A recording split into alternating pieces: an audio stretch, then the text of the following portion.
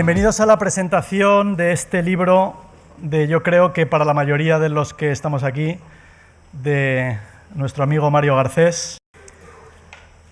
Sin duda, los que hemos tenido la suerte de leer este libro, hemos comprobado que es un libro que podría haber sido escrito hace quizá cientos de años y que sigue estando hoy de actualidad en nuestros días.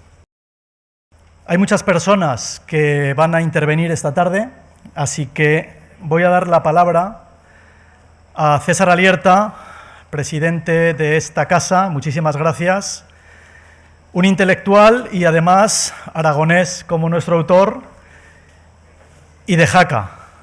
César, por favor, cuando quieras.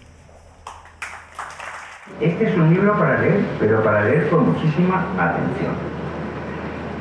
Todos los libros reclaman la complicidad del lector, pero si alguno reclama más la complicidad del lector, este libro de Mario, que necesita complicidad y atención. El estilo tan especial que tiene el libro, con algunas construcciones peculiares, expresa esas palabras que hace tiempo dejaron de usarse, pero que nadie se siente cohibido por ello. El libro se entiende perfectamente.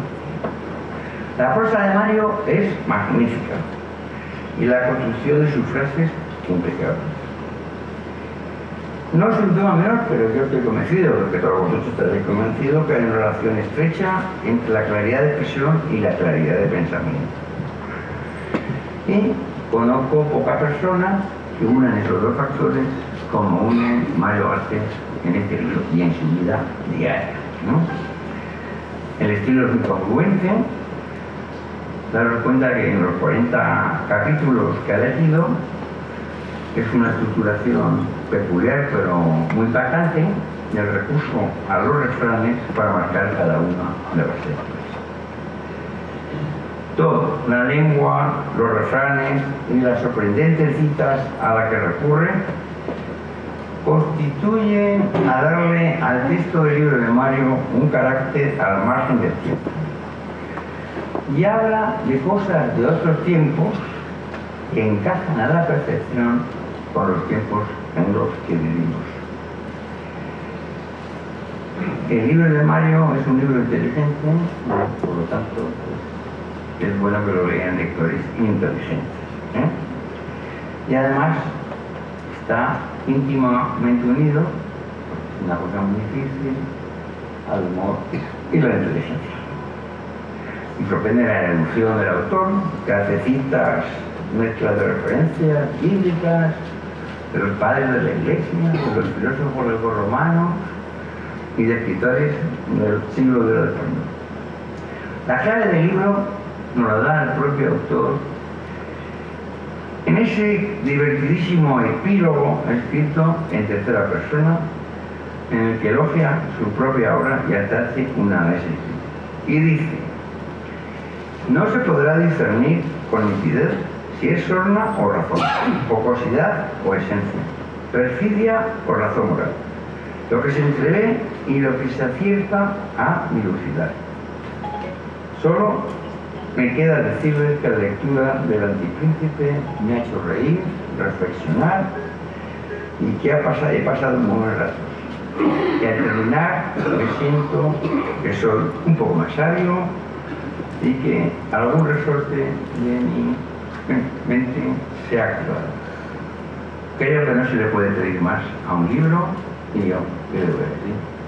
Les invito a leerlo porque tendrán una experiencia inolvidable. Es un libro, y lo digo de todo corazón, original, es un libro inteligente y es un libro oportuno. Está, les he dicho, muy bien escrito, está muy bien editado por René Cordelia, en todos los créditos en esa materia, está magníficamente bien ilustrado por Javier Montesol, dándole un punto especial de interés al libro. La política hay que entenderla con ese tono con que la entiende Mario, cercano y a la vez lejano, un poco escéptico, un poco irónico, en cierto modo comprensivo con las debilidades de la condición humana y con lo que... El Antipríncipe, en la pluma extraordinaria de Mario Garcés, es un mapa Un mapa sobre el que seguir el devenir de la res pública, que no de la república, y sus peones, alfiles, torres, el rey, la reina, el horizonte del jaque o las tablas de conveniencia que están demasiado en uso, están presentes en este juego inteligente y literario que nos ofrece en las páginas del Antepríncipe. Paul Bourget es un escritor ahora desconocido al que admiraba extraordinariamente Henry James. En un momento determinado, casi como si hubiera leído a Quevedo, dijo: hay que vivir como se piensa, si no, se acaba por pensar cómo se ha vivido. Además, y fundamentalmente, este es un libro hermoso, un libro muy bien editado, y hay que quitarse el sombrero, como siempre, con Jesús Ejido y su Reino de Cordelia, que ofrece a los que amamos a los libros, y no con perdón en esta casa, la realidad virtual de los libros, el placer de sostener un libro, de hojearlo y de poseer, si se me permite la referencia, el libro. Un libro que además habla pintando, habla con imágenes, habla estableciendo un diálogo entre el texto de Mario y los magníficos cuadros de Javier Ballester Guillén, Javier Montesol, aquí presente, que es, por otra parte, coautor de Sensaciones y Emociones en la misma línea del autor, lo que produce además un efecto de armonía en la lectura. Uno lee el texto, mira los magníficos cuadros de Javier y siente esa armonía de penetrar esas imágenes aparentemente abstractas, muy conectadas con el texto.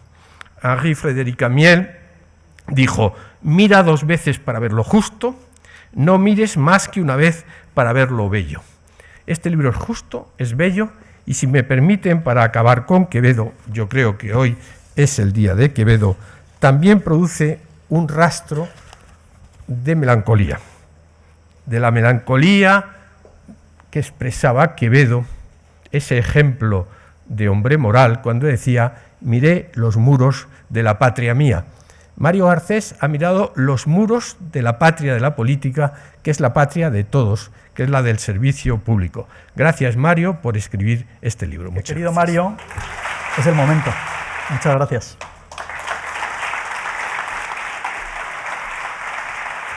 Querida presidenta del Congreso, querida Ana, querido Jacetano, no somos perfectos, o eso dicen algunos. Gracias por estar aquí, César, por habernos alojado en tu casa y darnos siempre esa hospitalidad, que es hospitalidad jacetana.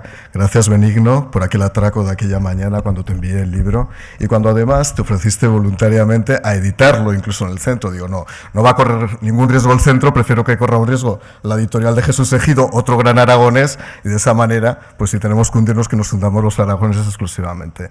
Gracias a Eduardo por todas las tertulias, comidas en las que hemos estado, porque siempre es un placer. Bueno, ya si me dedicas un cuarto de hora como me has dedicado, pues el placer es infinito. Muchas gracias, Eduardo. Confieso que Eduardo me lo encontré un día por la calle, que había leído el libro, se lo habían regalado para Navidad. Y eso, mira, no tan cesado todavía. Digo, no, a cesar, Eduardo. Sí. La inteligencia se demuestra precisamente en que este es un libro atrevido, pero a la vez autocrítico. Y además es un libro en el que no se cita como no puede ser nada. Y mis palabras de agradecimiento, sobre todo lo he dicho al principio, a Ana Pastor, por una razón, porque hoy es un día muy especial, Presidenta, y yo sé que hoy es muy difícil que hayas estado aquí, te lo agradezco muy personalmente, sabes de corazón que hemos estado 5 años trabajando juntos, pero este gesto que has tenido es inolvidable, por lo tanto, gracias, todo mi apoyo, como siempre, personal, institucional, y gracias a todos.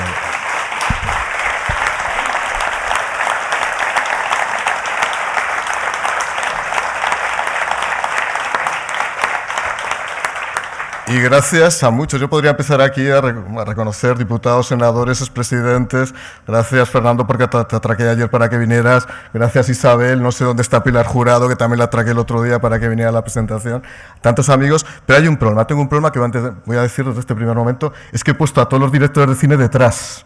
Está Nacho Velilla y Antonio del Real ahí detrás y entiendo que este foco no es bueno. También es un gran director de cine, Antonio del Real, pero tiene un problema, no es aragonés. Pese a que Antonio siempre ha tirado a Aragón, Nacho Velilla sí que lo es y sé que está en su nuevo proyecto. Igual que Antonio, pronto tendremos otro proyecto y estoy convencido que harás una magnífica película. También, es verdad, te lo diré de verdad, Miguel Ángel, mi encuentro contigo era para que me presentaras un libro y mi encuentro con Antonio es para salir en una película. Desgraciadamente Nacho no me lo aceptó, pero yo ahora estoy intentando hacerlo con Antonio. O sea, Nacho, ya que estás ahí, no te vuelvas a caer, que te necesitamos como buen director de cine que eres. Y muchas gracias a algunas personas, mi querido Jesús, te acabo de ver. Ya sabes que intento desarrollar un sentido y un instinto especial con mucha gente. Aquí tengo a mi conductor de toda la vida, que hemos desarrollado una relación personal muy estrecha, lo sabe la presidenta del Congreso. Al final, pasamos más tiempo con nuestros conductores que nuestros maridos, nuestras mujeres o con nuestros hijos. Por lo tanto, muchas gracias, Jesús. Todos los años, toda tu inteligencia al servicio de tu trabajo y de este subsecretario, y te esperamos como secretario de Estado que te recuperes pronto de aquel accidente maldito que tuviste. Muchísimas gracias, ¿no? Dicho eso...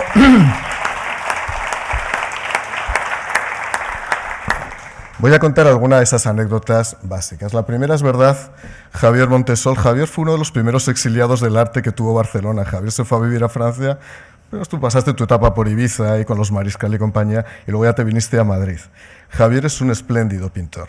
Javier y yo hemos aunado voluntades pictóricas y literarias desde hace ya 2 o 3 años, y confieso que es verdad lo que decía Miguel Ángel. Este libro está gestado en etapas diferentes. Primero son las ilustraciones que yo no conocía. Yo hice la obra y un día, curioseando en la página web que tenía Javier Montesol, vi que se adaptaban perfectamente, que se acomodaban íntegramente las representaciones que habías hecho con mi obra. Por lo tanto, hicimos ese ejercicio de fusión, y la obra yo creo que efectivamente es un ejercicio mágico. Hay una especie de fuerza telúrica que une la literatura con el arte, y lo agradezco, ¿no? En segundo lugar, Jesús. Llamamos a Jesús Ejido. Solamente un aragonés puede tener esta calidad literaria, Jesús. Y además, vamos a confesar algo. Nos sentaste a Jorge Edwards y a mí a firmar en la Feria del Libro. ¿Y quién vendió más libros?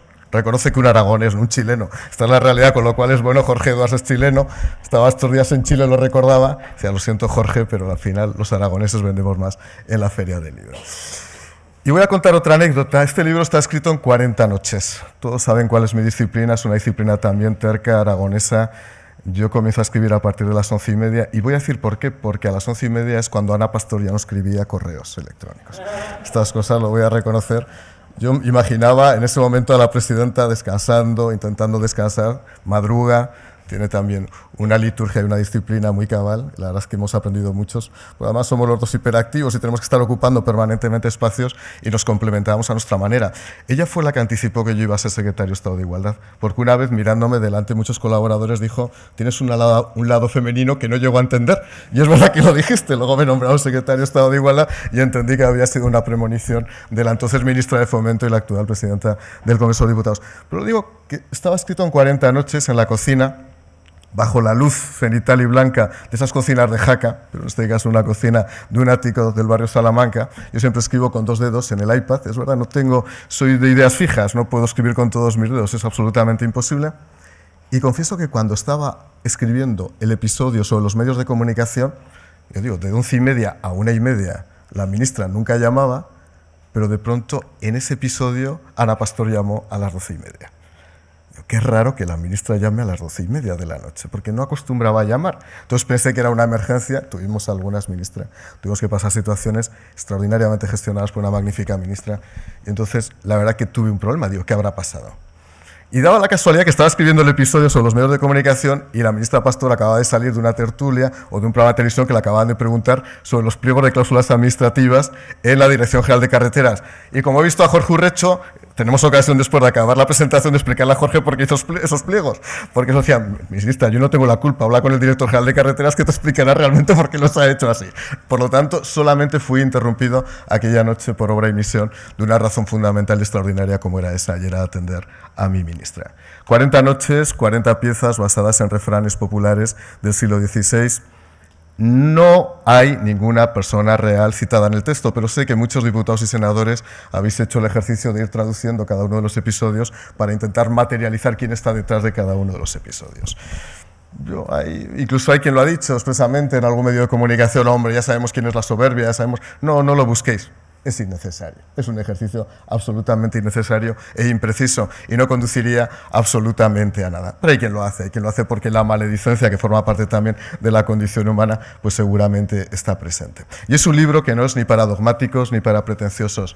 No es un libro para personas que quieran encontrar verdades absolutas, porque es un libro donde, si realmente existiera la posverdad... A propósito, no habéis citado ninguno a Gracián, que es uno de los grandes inspiradores de este gran humor negro. Probablemente la posverdad sería este libro, porque es un juego permanente de espejos y antiespejos. Es un juego permanente para saber si yo me estoy riendo del lector o no me estoy riendo del lector, si realmente el lector padece o no padece esa especie de tesis y antítesis permanente a la que le quiero manifestar. Dice Benigno Pendas, y además que lo calca, dice en el prólogo, cuando uno acaba de leer el libro no sabe si aplaudir o salir corriendo. Es verdad, Benigno, no sé, tampoco yo quería enfrentar al lector a su propia realidad, a su propio sentido de las convicciones, a ese tronco de valores que tiene cada uno y ver si realmente se siente identificado o no. Está por ahí Javier Gallego, que el periodista que me presentó hace poco el libro en una gran ciudad como Barbastro. Es que vamos yendo por todo Aragón, si no puede ser de otra manera. El sábado pasado lo hicimos en Barbastro y le decía a Javier, habéis caído todos en la misma trampa, y es que pensáis que lo que digo es cierto. Y si os dais cuenta, el subtítulo habla del tratado del buen o mal gobierno. No sabemos realmente si es un libro moral o amoral. No sabemos realmente si lo que digo es cierto o es incierto. Ahora, sí que voy a decir algunas cosas que son ciertas. Por ejemplo, que el miedo es lo que mueve el mundo. El pánico, el terror a la hora de decidir, el terror a la hora de sentirse aislado en una comunidad. Está pasando estos días. El terror que se extiende a través del totalismo, a través del totalitarismo, a través precisamente de ese concepto de por sí, por si acaso, por si esto fuera de otra manera. Es un libro basado en la ilusión, basado en la mistificación, basado en la impostura. Nada es lo que parece y, sin embargo, todo es como es. Precisamente quería jugar con ese juego maldito que tenían algunos autores de los siglos XVI y XVII. Me han llegado a preguntar en algún programa de radio, ¿pero a quién le dedica este libro? Nos falta esa persona a la que dedicar el libro. Yo no se lo dedico a nadie. No lo dedico a ningún postor, ni a ningún impostor, ni a ningún postulante. Es un libro dedicado al que lo quiera leer directamente. Pero insisto, se habla de cómo se forman los gobiernos, de los pactos. Se habla de los tránsfugas. Se habla de la adulación. Una vez me dijo la ministra Pastor, ahora que no está aquí lo recuerdo, me dice, desconfía de los aduladores. También me lo dijo la vicepresidenta del gobierno una vez. Dice, mira, reduce la adulación, porque la adulación mancha, y es verdad. Si mezclas la adulación con la soberbia y un poquito una dosis de terror, tienes una combinación perfecta o de miedo para poder mover voluntades, ¿no? Se habla de la educación, se habla de la gratuidad, se habla de los servicios públicos, se habla de la organización territorial, que se lea el libro, se habla del poder después del poder, y se habla por primera vez de los medios de comunicación. Me he atrevido a hablar de los medios de comunicación. Aquello que llamo heraldos. Dice, ¿cómo te has atrevido, Mario, a hablar de los medios de comunicación? Ahí está por ahí Javier. Pues me he atrevido a hablar de los medios de comunicación porque entiendo que el don de la infalibilidad o el don de la falibilidad no lo tenemos solamente los políticos. También a veces nos equivocamos todos y ese ejercicio hay que hacerlo. Ya hablo de los polinizadores de opinión. Hablo de aquellos que comienzan por la mañana perorando y acaban por la tarde haciendo una tesis doctoral. La verdad es que sorprende muchas veces esta capacidad de extensión del conocimiento. Una especie de vis expansiva del conocimiento que nos sorprende mucho a todos. Y confieso una cosa, los medios de comunicación me han reconocido que la crítica es ilustrada, que ya era hora que se fuera haciendo y que ellos la reconocen como propia. Yo hablo de muchas más cosas, ya hablo de la retórica, hablo hasta del protocolo. No sé si era ayer o antes de ayer, alguien decía, es más fácil negociar con un talibán que con un jefe de protocolo. Pues puede ser cierto en algunos casos, prefiero no opinar sobre esos temas, pero lo cierto y seguro es que también se habla de la fuerza que tiene el protocolo, de la comunicación. ¿Cuántas veces corremos el riesgo de decir palabras que no tenemos que decir en el agitprop que permanentemente usamos? No utilices la expresión ajustes, no. Recortes tampoco, no. Entonces, se utiliza también, hay un episodio dedicado a buscar las sinonimias perfectas en el ámbito del lenguaje cabal político. No, los ajustes no son ajustes, son medidas de eficiencia económica ligadas al desarrollo económico. Pues bueno, queda bien, estas cosas. Todos vamos teniendo un libro donde vamos desarrollando destrezas. En fin, es un libro, quiero recordar palabras también de la ministra Pastor. Hoy nos acompaña la ministra Montserrat, por el último momento no ha podido venir, que le habría encantado estar con nosotros, también una magnífica ministra, una magnífica persona. Decía la ministra, siempre me recordaré, menos cuentos y más cuentas. Ministra, ¿te acuerdas cuántas veces lo hemos dicho? Con el presidente de AENA, menos cuentos y más cuentas. Como ahora soy el secretario de Estado de Igualdad, he seguido ampliando el género. Digo, menos actos y más actas, porque estamos todo el día de actos, ¿no? Vamos a hacer si hacemos actas. Y ya verás que en mi próximo libro, y no quiero adelantar mi libro, he dedicado una parte, un episodio al género, arrancando de cuentos y cuentas, y verás cómo he conseguido ir ligando femeninos y masculinos. Muchas gracias por haber venido aquí, gracias a todos y a todas. Soy el secretario de Estado de Igualdad. Gracias a los cineastas, entiendo que el plano no ha sido el mejor. No sé si en la radio. Isabel Gemio me preguntó, no se acuerda de Isabel, en su programa de radio, hay un momento que estábamos hablando de temas serios y me preguntaste si creía, no te acordarás, si tú crees que existe la erótica del poder. Lo preguntaste, de pronto rompiste la... No sé, me quedaste mirando a los ojos y me lo preguntaste. Yo me acuerdo que te dije, debe ser que existe la erótica del poder, porque si no, no me lo explico. Pero también te dije que cuando se apaguen las luces, espero que la erótica del poder se sustituya por el poder de la erótica, que yo creo que es lo más importante en estos casos. Muchas gracias a Miguel Ángel por el atraco. Espero... Ya tengo escrito otro libro, ¿eh? O sea, no os preocupéis, no os preocupéis. Os castigaré con otro libro el año que viene si hay una buena editorial que me lo quiera publicar, y gracias a tantos y tan buenos amigos que me habéis acompañado durante mucho tiempo. Estoy convencido que me vais a seguir acompañando. Muchísimas gracias. Muy buenas noches a todos, querido amigo Mario, queridos amigos, autoridades, querido presidente de la Fundación Telefónica, querido amigo también César, querido Benigno, Eduardo. Primero, gracias Mario, muchísimas gracias, gracias Miguel Ángel. Para mí es un acto pues muy entrañable, un acto de una persona con la que he trabajado mucho y bien, que tiene mucho talento, como aquí se ha visto, y sobre todo porque es un gran amigo y una persona entrañable. O sea que muchísimas gracias. Muchas gracias a todos ustedes. Y ahora voy a intentar dirigirme a un auditorio que es de todos los lugares de España. Yo, como saben, no soy de Jaca, como Torres Dulce, tampoco soy de Sabiñánigo, pero sí que he estado en una de las terrazas de Jaca, que eso no lo sabe César, que hay dos, hay más, pero hay dos importantes, y estuve en una de ellas. Pero no se hablaba en aquel momento de Sabiñánigo, sino que se hablaba de que el subsecretario más listo que tenía Madrid era Mario Garcés. Y bueno, yo siempre procuro rodearme de talento, lo cual es bastante difícil en la vida, sobre todo cuando ese talento a veces es oculto, pero sobre todo cuando está lleno de una gran generosidad. Y por eso he querido hoy estar aquí contigo, Mario, para poner en valor que hay personas como tú, servidores públicos, que son grandes personas, que tienen una lúcida comprensión de la política, que no siempre se hace, que tienen una admirable cultura. La cultura tampoco es de hoy para mañana, que tiene finas reflexiones, que es fruto de la experiencia, porque va teniendo años también Mario, y también tiene valentía para invitar a lo que es este libro para mí, que es invitar a pensar en la ética pública, que creo que es lo más importante de los que somos, como yo también, funcionarios y servidores públicos. Y sobre todo su incontestable capacidad literaria, que la tiene, y que es una virtud que yo no había descubierto en Mario. Todo el mundo sabe que habla muy bien, todo el mundo sabe que defiende muy bien, que es culto, pero lo que no sabía es que tiene capacidad literaria. Y estos son para mí excepcionales ingredientes que le han servido para entregar a los lectores, a mí también, a comprender lo que hay detrás de este libro, o lo que yo veo.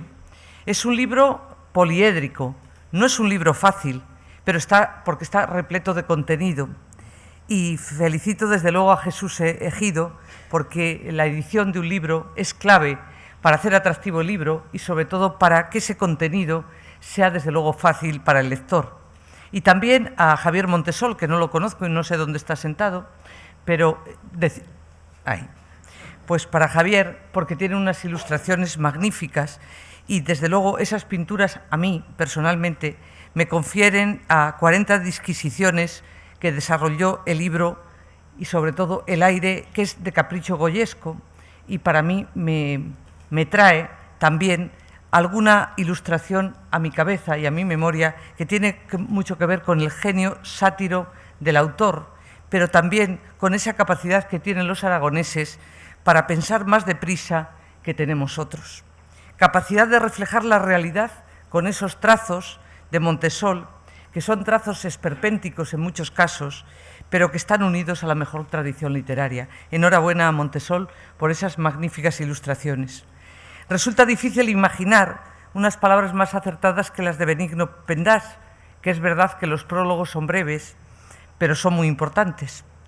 El prólogo de Benigno es, sin duda, está lleno de erudición, de agudeza y de elegancia, como es Benigno. No le voy a pedir nada, como saben, porque Benigno, que es un alto funcionario, director del Centro de Estudios Políticos y Constitucionales, un par de años atrás nos propuso también en su libro Democracias Inquietas algunas reflexiones fundamentales que vienen hoy mucho al caso, al día de hoy, al día de ayer y al día, estoy segura, de mañana, para leer el panorama político de nuestro tiempo.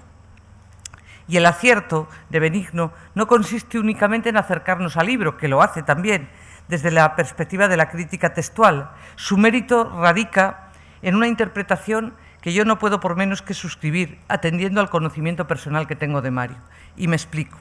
Esa interpretación de Benigno, inferida en las páginas de este antipríncipe, es, y tú te has parafraseado y yo te parafraseo ahora, efectivamente, entre tanta sutileza late un profundo amor a la cosa pública, que es el amor que tiene Mario Garcés.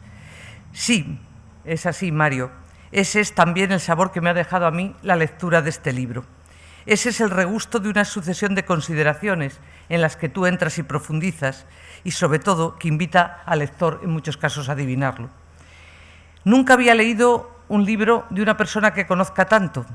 Bueno, de mí misma he escrito uno de medicina. No piensen que les voy a dar ningún gusto literario porque no sabría.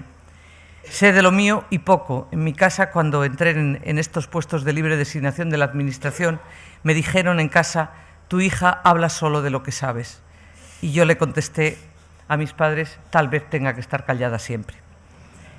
En permanente funambulismo sobre la cuerda de la ironía, Mario nos guía como Virgilio, como el Virgilio de la Divina Comedia, a través de los círculos del poder, y no va con segundas, y de la estrategia política. Pero igual que en el texto de Dante, Mario, podemos escoger entre la interpretación literal, la moral o la alegórica. Como tú muy bien has explicado, puedes pensar que es verdad o que no lo es.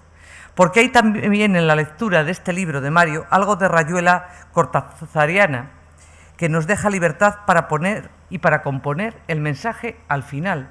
Es decir, es un libro de autor, pero para cada uno de los autores que van a ser sus lectores. Ahora bien, no adelantaré nada del contenido del libro, pero sí les puedo decir que el libro es tan complejo como la política, en la que llevo también muchos años. Es complejo, es multiforme y es caleidoscópico. Así es el libro de Mario Garcés. No le interesa tanto ser definido, no le interesa decir qué es lo que es el libro, sino cómo lo definamos quienes lo hayamos leído o quienes lo vais a leer. Es sobre todo el tejado de los lectores, de los buenos lectores, donde se posa la responsabilidad de calificar aquello que Mario ha creado con la misma mirada implacable y realista de Maquiavelo. Situado en una posición vital semejante a la del secretario Florentino, como un alto servidor del Estado, Garcés se vale de aquel método de Maquiavelo que trasplantó, con permiso, que yo soy de ciencias, desde las ciencias físicas hasta lo social y lo político, es decir, la clave que falta muchas veces en política, que es la observación, pero que tú sí la ejerces. Mario sabe bien que la observación, aunque fotografía y disecciona, no llega a convertir la política en una ciencia exacta. Y aquí está la clave del libro. Esta es una tesis para mí infalible. Observar es necesario, pero a veces no es suficiente. Vivimos hoy en día en un mundo en el que todo parece estar a la vista de todos. Las personas, las acciones, los hechos, que son todos viralizados y puestos ante nosotros por las redes sociales. También por las redes sociales los juzgamos, los cambiamos, los pasamos. Sin embargo, hace apenas unos meses, algo tan aparentemente objetivo como el color de un vestido dividió por completo la opinión pública. La sociedad, los pareceres y los valores resultan en nuestro tiempo más fragmentarios que nunca, y la política no puede obviarlo, pero tampoco la política puede renunciar a la función esencial que debe desempeñar en un contexto democrático, la de procurar también el consenso. La palabra es, y la pregunta es, ¿cómo hacerlo? ¿Dónde situarse entre el relativismo y la fe, entre la firmeza y la flexibilidad, y entre lo posible y lo deseable? Por cierto, entre la ley y no ley hay que situarse siempre en el lado de la ley a la ley. La política es arte osmótico, a caballo entre el eclecticismo y el dogmatismo, por lo que todo cabe en el mundo de lo imposible, como ustedes están observando. Nos dice el manual del Antipríncipe de Mario, en un axioma a medio camino entre lo irónico, que lo utiliza bien, y lo estoico, que también lo maneja divinamente. Igual que Maquiavelo, Mario Garcés no se sitúa en la lejana barrera desde donde algunos intelectuales suelen mirar la política, sino en la arena misma, porque él es político. Aunque joven, tiene una experiencia dilatadísima como funcionario público, como interventor, como auditor del Estado, como inspector de Hacienda y con cargos de responsabilidad política en el gobierno de su Aragón natal y en el gobierno de España. Precisamente por esa familiaridad en la brega política, una inteligencia tan inquieta como la de Mario no podía despreciar un ejercicio de aproximación al oficio desde el reino multívoco y sibilino de las palabras. Las palabras son muy importantes. Las palabras, el lenguaje, son esa frontera en donde el ser y el deber ser se traducen mutuamente, se difuminan y se niegan. Pero para hablar hay que saber, y en política lo que se dice y cómo se dice puede transformar radicalmente la percepción de las acciones y de las intenciones. La forma retórica de un proyecto es a veces la distancia entre un éxito y un fracaso. Y por eso, desde esa silla que ocupo en este momento, desde ese sillón, tengo la oportunidad de analizar el lenguaje. El lenguaje, la frontera donde el ser y el deber ser se traducen mutuamente y cada uno queda retratado, como saben, cuando habla. Al instruirnos en el epílogo sobre la concienzuda elaboración retórica de este manual, el autor nos advierte sobre su intención de usar el lenguaje para desnudar el lenguaje. Y lo consigue.